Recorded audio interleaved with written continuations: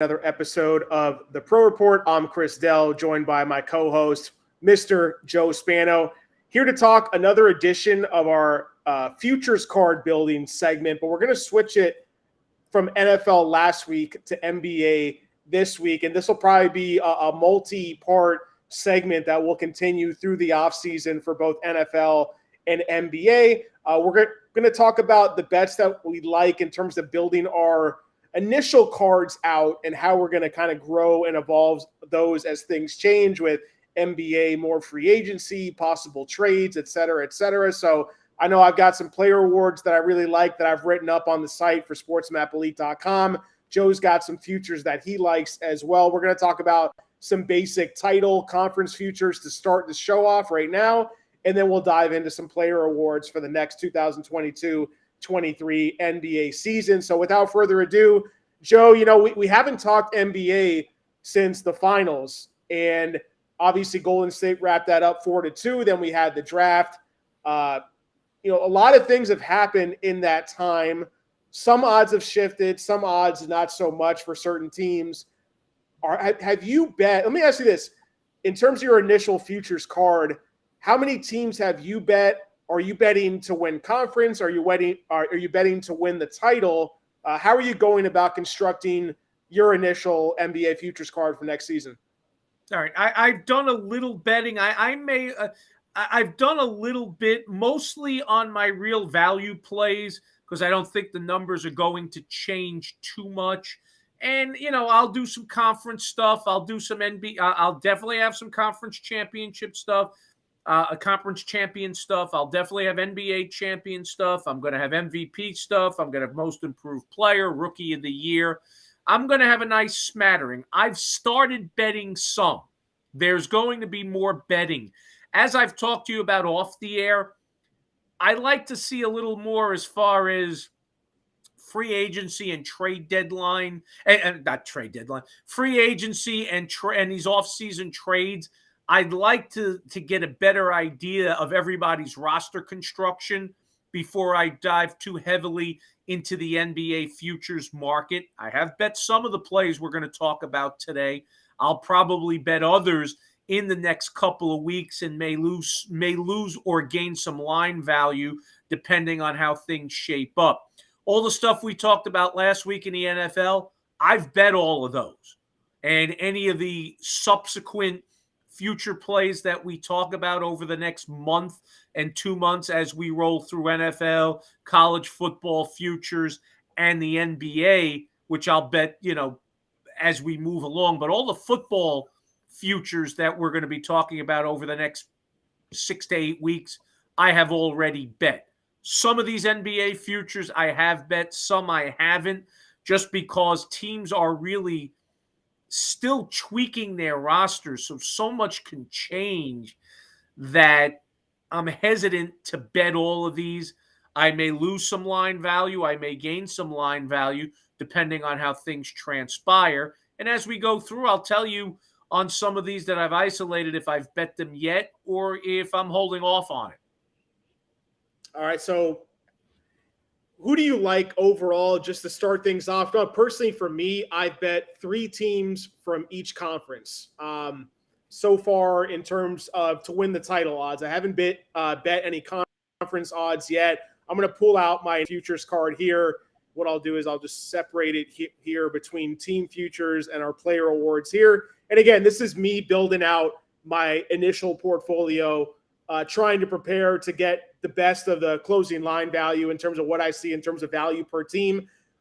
One bet, and obviously some of these bets, these odds have changed since then, and that's why I also have on my split screen, we have the current DraftKings odds that we'll take a look at. Also have the FanDuel odds pulled up as well. So obviously make sure to shop around. Typically, when it comes to futures betting, things I can take my time on ahead of time before the season, I'll look up to 12, even 13 sports books to see where I can get the best lines here. So I'll kind of show you what I'm betting, Joe, and you can kind of chime in to see or say what teams maybe on your radar. But I like the Clippers. I bet them at plus 800 to win the title.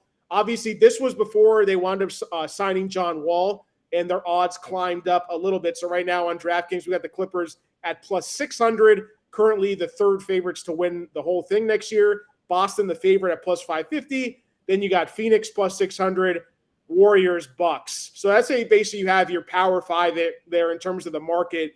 I've only bet, I have not bet the Suns out of those teams so far. I bet the Warriors at plus 600. So those odds have remained the same. Clippers plus 800.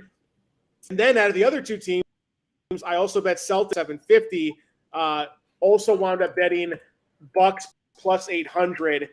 So those are the four favorites that I have right now, throwing a half unit on each. Right now, as it stands, I can come out with profit even if one of those four teams win. In terms of long shots, semi-long shots, what have you, I got the Heat 17-1. I bet that on FanDuel. And then Grizzlies 20-1 on I love that. I love that. So I guess I'm being a little chalky at the top, but for good reason, because I feel like I'm giving myself a solid chance to where I can get at least look at what you've two accomplished. Of these teams in each conference second to last round. Chris, look at what you've accomplished.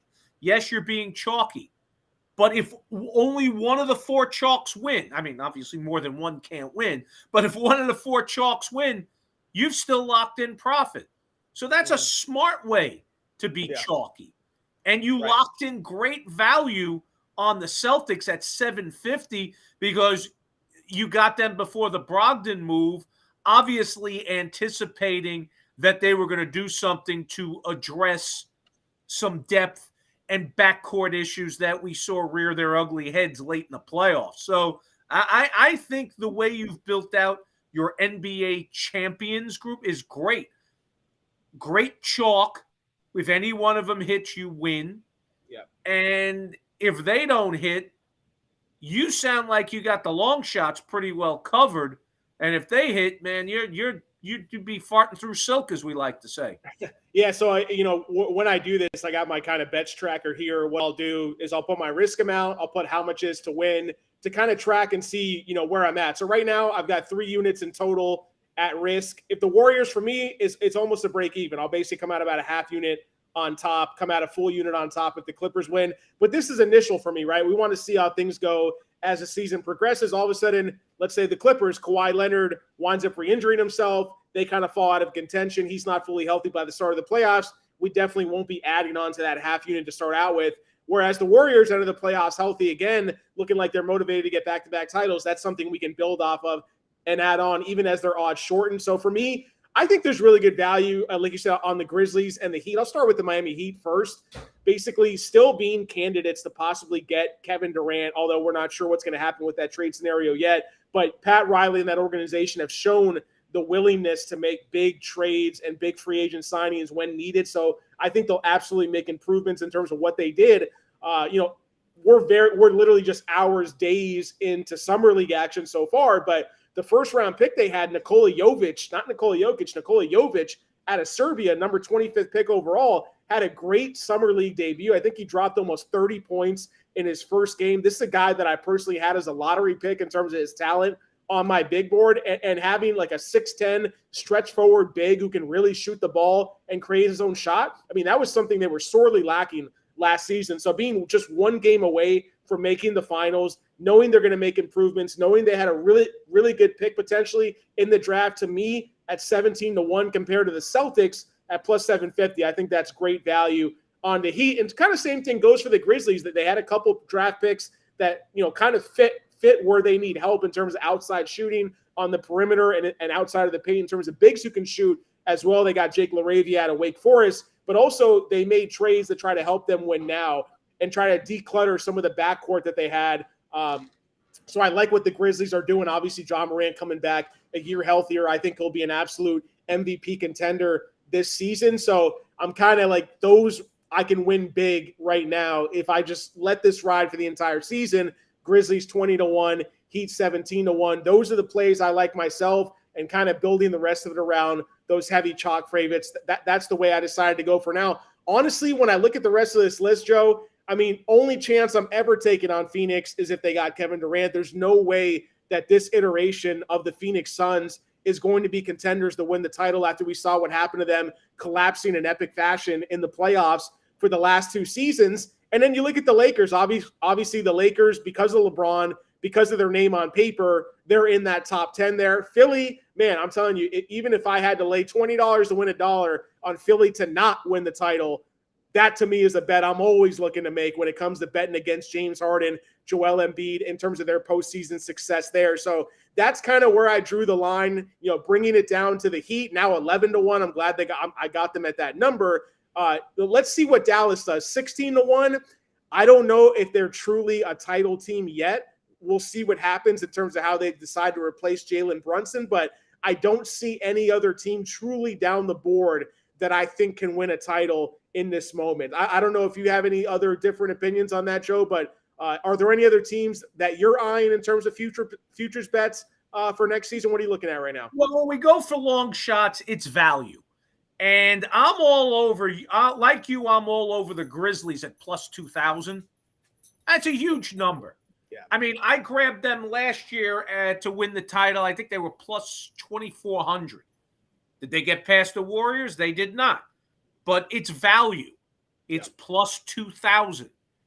If they're on the cusp of something and they swing a trade in season, or there's injury, or there's an injury or two in season, all of a sudden, all this changes. So Grizzlies at plus 2,000.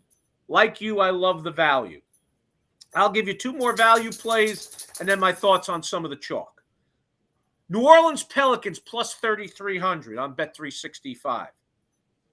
If he stays healthy, and there's a big, big if because he ain't ever healthy, but take Zion Williamson and add him to that group that is already there and go back and look at some of the things they did once, down the stretch of the season, through the play-in and through the playoffs. Just give some thought here. You're getting plus 3,300.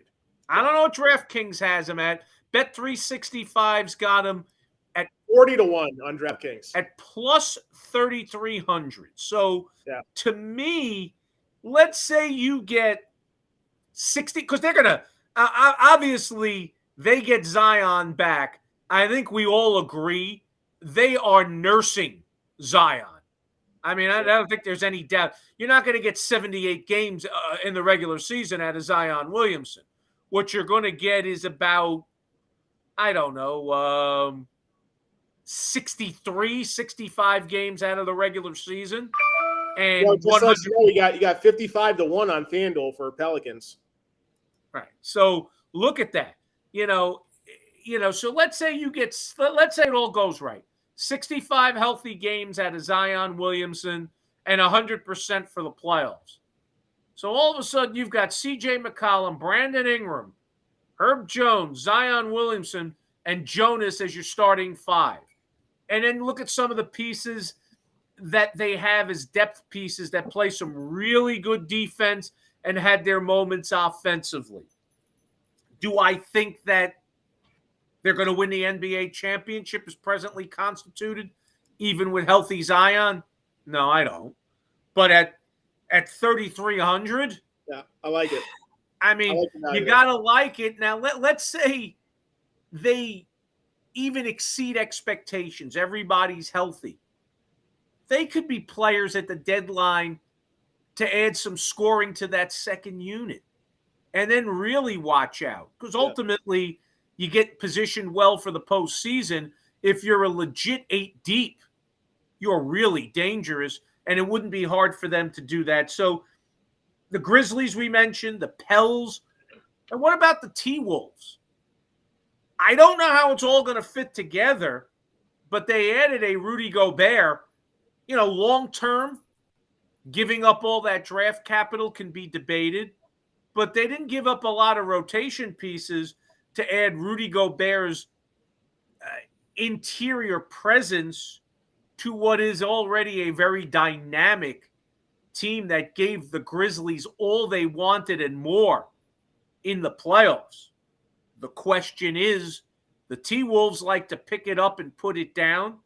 How does Rudy Gobert fit into the go Timberwolves game plan? Yeah. Now, at plus 3,500 for a small sprinkle, why the heck not? But again, I don't know how it's all going to fit together. But those three long shots, Grizzlies, Pels, T-Wolves, are three that I really like on the long shot side, all based on value, getting modest sprinkles. Yeah, definitely. I see the value on the Pelicans, what they did, bringing in McCollum. And then you got guys like Herb Jones who could take a big leap. I like him as a long shot for Defensive Player of the Year next year, which we'll get into here in a little bit. Denver, not so much. Like they're in that top 10 right now, top 9 or tied for top 10 with Dallas in terms of title odds at 16-1. But I think we've seen what this Denver team's been able to do. Let's say best case scenario, they get Jamal Murray fully healthy back. They get Michael Porter Jr. fully healthy back. This still hasn't been a team that can even reach the finals with all those guys playing together, and asking Michael Porter and even Murray to this point to stay healthy for the full course of a season.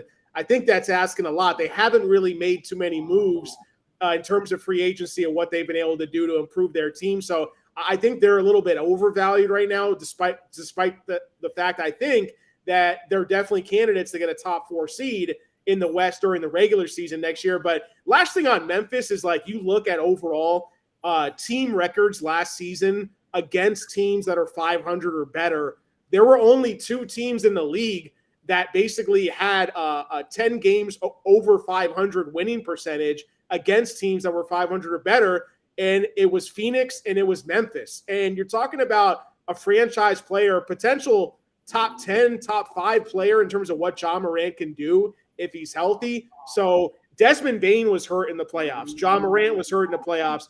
Jaren Jackson missed almost the entire first half of the season, or even more so last season for them. So all those guys, they're young, they're talented, they're athletic. They should all take leaps forward if they're healthy. Add the couple players they added to the draft, which I think could fill some nice holes for them as well. I know they traded away DeAnthony Melton to Philadelphia, but I think what they got back is the fact they still have a really good backup point guard to Ja Morant in Tyus Jones. So I like where that's Memphis huge. I expected them to lose him, and they didn't, and I think that's going to help a lot. That's exactly, yeah. So I think if anything, like, this team is just poised to come back healthier and stronger. We saw their success, not just racking up teams against bad opponents, but actually playing really well against some of the best record teams during the regular season. I think those are really good odds even now at 17-1 for Memphis. Working down the board, I agree with you. The Pelicans have value in terms of getting Zion back in the fold with what they did against Phoenix, almost pulling that upset in the first round last year. The only other team I would maybe throw in consideration in terms of where the value is right now, because there's a steep drop-off once you get past Chicago at 45-1, but I would say Atlanta at 40-1. We saw them add DeJounte Murray. We don't know what they're going to do with the John Collins situation. Maybe they get a nice return back for him, but this is a team that was 2 wins away from making the finals just 2 seasons ago. And a lot of the things that Trae Young struggled with last year as the franchise player in terms of playoff on-ball pressure, being the ball-dominant guard. And then on defense, I think you erase a lot of those things, bringing DeJounte into the fold in terms of what he can do on defense and the pressure he can take off of Trae Young off the ball and make him Trae Young play more off the ball. And the one thing I'll add to that in terms of a long shot that I like for most improved player of the year is the fact that Atlanta got rid of, like, let's say 2 lesser athletes on the perimeter. Danilo Gallinari, obviously he's more of an aging veteran, experienced guy to this point. Obviously, I think that's a good pickup for Boston and how he fits with their team. But this is going to enable the fact they traded Kevin Huerter to Sacramento and they let Danilo walk in free agency. DeAndre Hunter, I think, is poised to take a huge leap. Mm-hmm. And I really like him as a candidate for most improved player as a long shot this season. He's really the only guy that I can make a realistic case for looking at the odds board at guys that are greater than 50-1. So I think that if anything, I haven't put my money on anything greater than the 20-1 Grizzlies ticket right now. But the other team that I would look at in addition to the Pelicans would be the Atlanta Hawks. And maybe, like you said, even the Minnesota Timberwolves right now. And the Pelicans, you can get them 5,500 to 1 on FanDuel right now. So obviously make sure to shop around because you might be seeing like a 20-1 difference between books at the moment. That's amazing. And I'll give my final thoughts before we move on to some other areas on the chalk. Boston, Boston after the Brogdon deal is probably down to about plus 550 in most shops. I love them at that. Brogdon's a great fit for them. He can be that point guard on the floor that they don't have with any of their other point guards. He can be the guy that when their offense starts to stagnate, he comes on the floor and the ball will move better and take some of those primary ball handling duties in postseason play away from Jason Tatum. I think he's a huge asset there in helping that offense flow, cutting the turnovers down.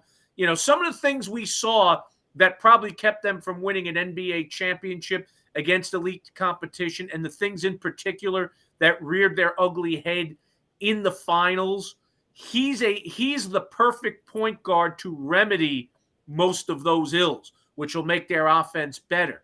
And in bringing in Brogdon, they bring in a borderline elite level defender who, like the rest of the Boston defenders on the floor, could defend multiple positions and allows them to switch like they always do.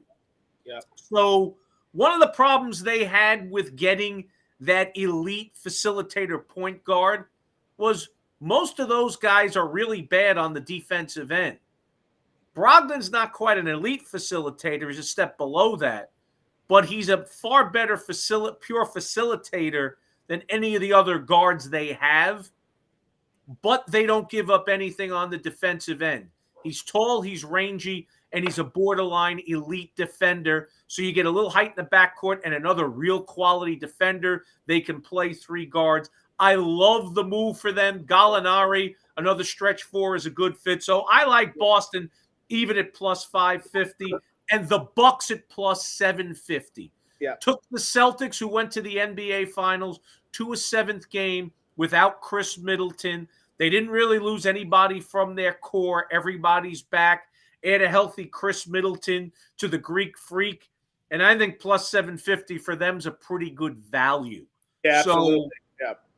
I think that kind of ties a bow around NBA champions futures and some of the places that I'm looking.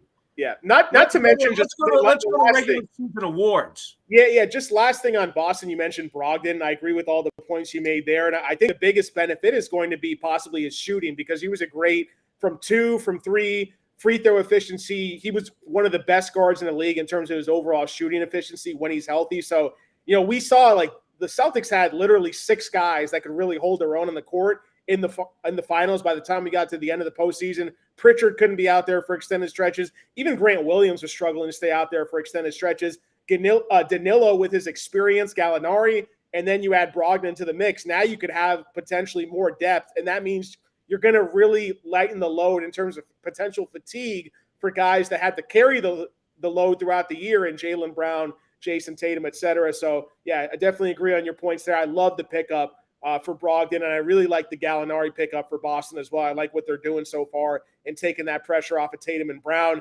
Let's talk MVP real quick. I mean, for me, I highlighted the bets that I've made so far here. I basically took, let's say, 3 long shots overall. I threw a little bit down on Kawhi to win MVP at 40-1. Obviously, that's best case scenario. This guy's been an MVP candidate each of the last 3-4 seasons. He's been healthy, so that's just taking a shot on his health right there.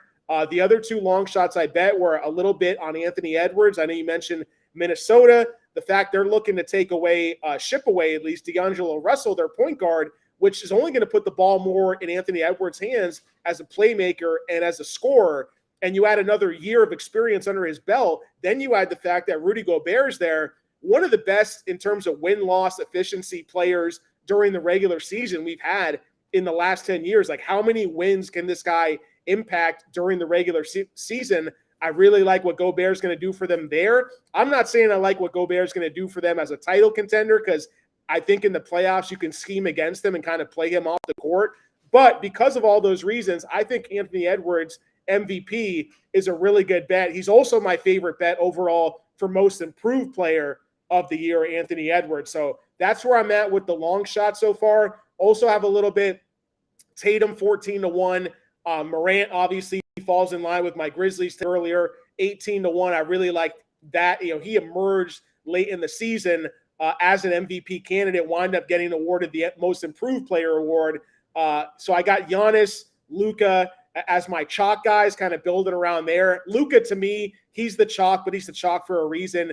The NBA wants him to be the face of the league over the next couple years. And we saw pictures of him recently, basically just within a month of getting eliminated in the playoffs, looking like he might be in the best shape of his life. So I like what they did. And the fact that they lost Brunson, I'm not so worried about them filling the scoring gap that Brunson left behind as I am really looking on the glass half full side. The fact that Brunson's gone, that means Dallas can be better defensively. Brunson was not the best defender in the world in terms of his defensive skills and his size. And then you add another interior scorer into the team, which they really didn't have last year after they traded away Kristaps Porzingis. So I like Christian Wood, the addition there. And I like the fact that you can get Luka even more usage without Brunson there, more scoring, more assists, more overall usage. I think he's motivated to win MVP. I think that's an award that this type of guy wants to get under his belt, and also what the owner, Mark Cuban, wants to do as well. So I'm all for Luka to win MVP. If you can find anything then that's longer than plus 500, I bet it at plus 600. That's my biggest bet so far, rounding out my card. But Luka followed by Giannis, and then a little bit on Tatum and John Morant is really where I'm at so far with MVP. I'll give you a couple. Defending MVP, Nikola Jokic, plus 900. Well, you talked about Denver, and you said, well, they're truly not a championship contender, but they'll win 50-plus games, and the realities are Jokic does everything for them. He's the ultimate stat stuffer, and any success they have is squarely on his back. So while repeating as the MVP can be quite unlikely, the realities are plus 900 to me is a bargain. To me, that's a bargain, plus 900, because he's the ultimate stat stuffer on a team where everything goes through him. He's going to lead them in points, rebounds, and assists. Well, you don't get a price this long on a guy who plays like that very often. And my long shot, Zion, plus 5,000. If this guy stays healthy and plays, he's going to be one of the top 5 to 10 players in this league. Plus 5,000, to me, that's an absolutely unmitigated bargain. So those are my quick thoughts on regular season MVP. I don't mind the Zion. I agree with you. It falls a lot in line with the Pelicans. You like their odds and their future to win the title odds there, and it makes sense correlating that with a potential Zion breakout campaign. He's obviously averaged really good numbers in the past already in the short time we've seen him in the league. He's not a candidate to win Most Improved, obviously, at this point, and he's another guy. Like, anytime you have a former number 1 pick, top 5 pick that has the potential to put up stats like that, the NBA is going to be pulling for him in terms of the narrative there. The only reason I haven't bet Jokic is because of that narrative. Like, I don't know if the league wants a guy from the Denver Nuggets to win MVP 3 straight years in a row, but you can't deny the stats and the fact that the NBA nerds, the analytics lovers, they obviously love Jokic in terms of his statistical output there. But I think there was a reason why Embiid was close to him. I'm not going to Embiid because the fact that we have Harden there looking like he's going to re-sign, at least for now, that's just too much of a guy who's going to be more of a usage hog. You're going to see increased usage for Harden with getting to a full season with the Sixers under his belt. You're going to see increased usage as well from Tyrese Maxey, who I like for Most Improved Player of the Year too. Those guys, that's going to take away usage from Joel Embiid overall. Whereas on the Denver side, the one thing I will agree with you on is if they get Jamal Murray back, they get Michael Porter back, you still run the offense through Jokic, which means he's going to have better options to rack up those assists and to rack up more wins. So I agree with you. I don't think the value is bad there. FanDuel has 11 to 1 on Jokic right now. DraftKings has 12 to 1 on Jokic.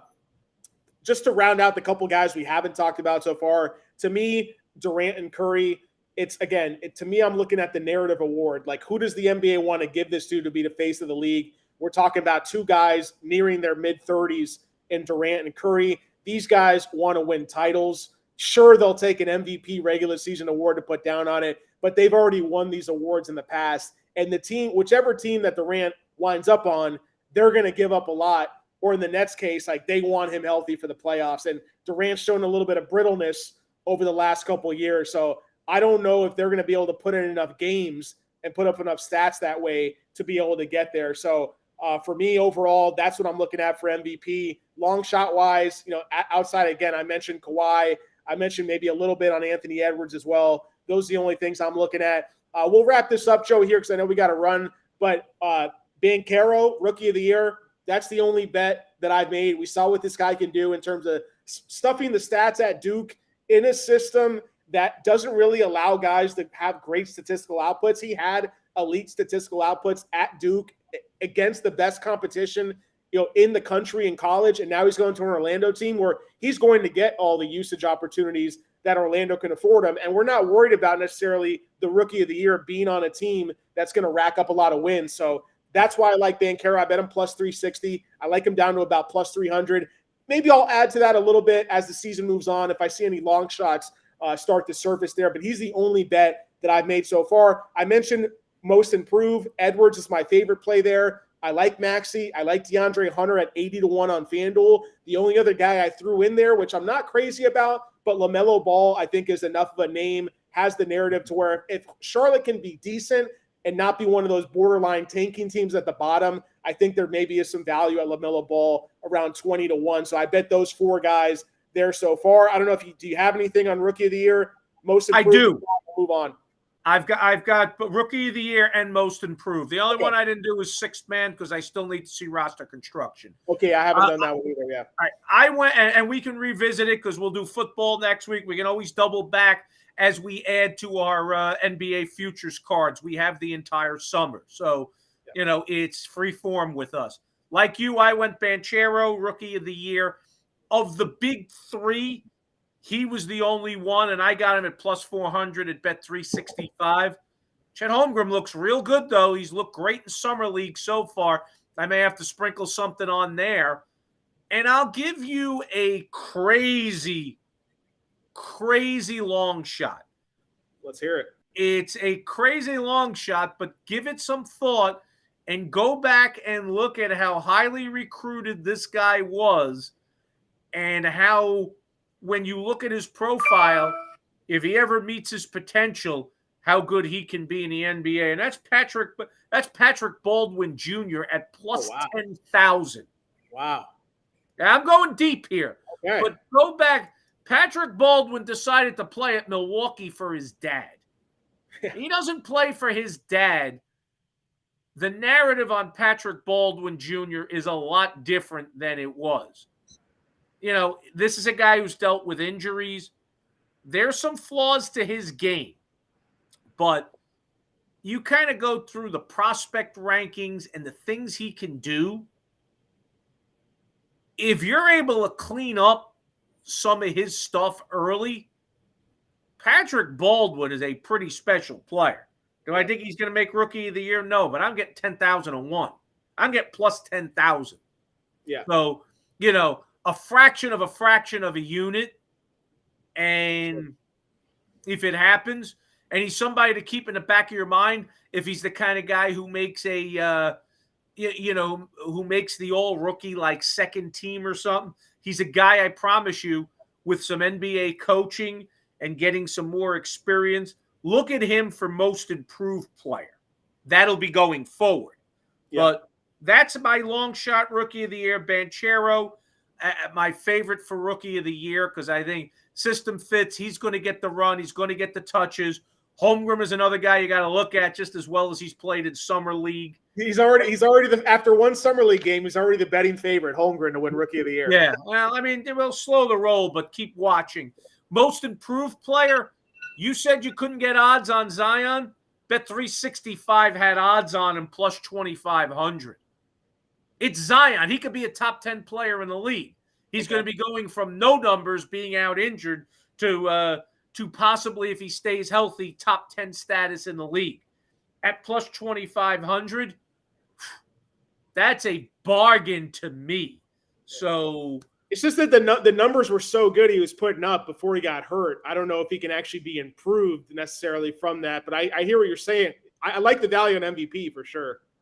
Yeah. I mean, I look at a lot of this, and again, I think we're going to come back and revisit this in the next few weeks because I just want to see how some of these rosters shake out. We'll look at sixth man of the, and once we have that, sixth man of the year. Yeah, I don't have either of those. We could take a more thorough look at rookie of the year. We could take a look at sixth man of the year. There may be some things as roster construction changes where we start building out further on some of our to win NBA championship stuff. So obviously, probably sometime either late this month or sometime in August, we will revisit the discussion on NBA futures. But I think we've given you a pretty good primer right now and some really good things to start building your card with, Chris. Yeah, absolutely. For me, I think overall, just to recap my favorite bets, chalky Luka MVP plus 600. I like that down to plus 500.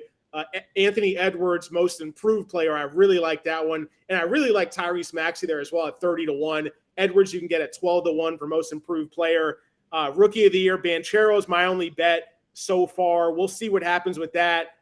People are being really selective of the highlights they want to show at Chet Holmgren, even though he did look good, obviously against lesser talent. But we'll see how that goes during the course of the season there. For the futures, again, we both like the value on the Grizzlies. The rest of my cards is kind of chalky at the moment outside of the Miami Heat at 17-1. You're seeing those odds shrink a lot, being candidates to get Durant. I'll close this out here, Joe, with Defensive Player of the Year. I don't have anything for Coach of the Year or Sixth Man, so we'll talk about those and any updated bets we have next time we hop on in a couple weeks to talk more NBA as more trades wrap up. But I really like the narrative here of Defensive Player of the Year of guys that are going to be surfacing as household names in the NBA and that we're all in contention to at least get first-team rookie, all rookie votes last year and or be in contention to get votes for Rookie of the Year last year. And what so happens is that the NBA as a whole, in terms of who's contending on a year in and year out basis, it's continuing to take more steps towards a defensive-minded league in addition to the great shooting that we have. You saw Celtics and Warriors came into the finals as two of the best defensive teams in the league. That all goes to say for me is that I look at guys like Scotty Barnes, who won Rookie of the Year last year on one of the best defensive teams in the league. Then you look at Herb Jones, who emerged into the starting rotation for a team that we're talking about has value to be a title contender next season in New Orleans. Herb Jones, rookie Defensive Player of the Year at MGM, you can get that 66-1. Scotty Barnes, you can get at 120-1. I think those guys, they've already proven to be in the top 20, 25 defensive players of the year after just one season. I'll throw in Evan Mobley into the mix with that. Again, Mobley and Barnes each got votes to win Rookie of the Year. I don't know if they're on the teams to get enough usage to win Most Improved.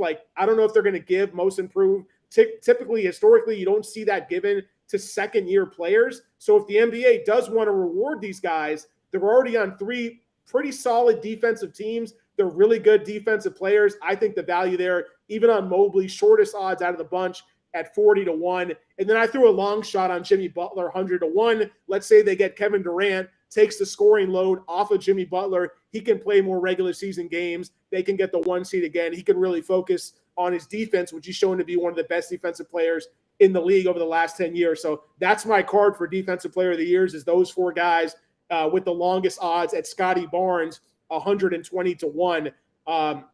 So that's where I'm at overall. We'll be back next week, Joe. We'll talk some more NFL futures, part 2 of our NFL futures card building series that we're going to do here. We'll probably do at least one more segment of NBA. We'll figure out how many episodes we want to get down of that over the course of the summer before football season gears up in August and September. But if there's anything else, otherwise we'll wrap it up here. Final thought real quick. Robert Williams for defensive MVP. It's chalky, but he's so good. Would have won it this year had not been for the injuries late in the year. Beyond that, let's wrap it up, tie a bow around it. Next week, our Thursday show, again, we will focus on NFL futures as we continue to build that card. And for the mad journalist, Chris Dell, I'm Joe Spano. We'll see you at the pay window. Peace out.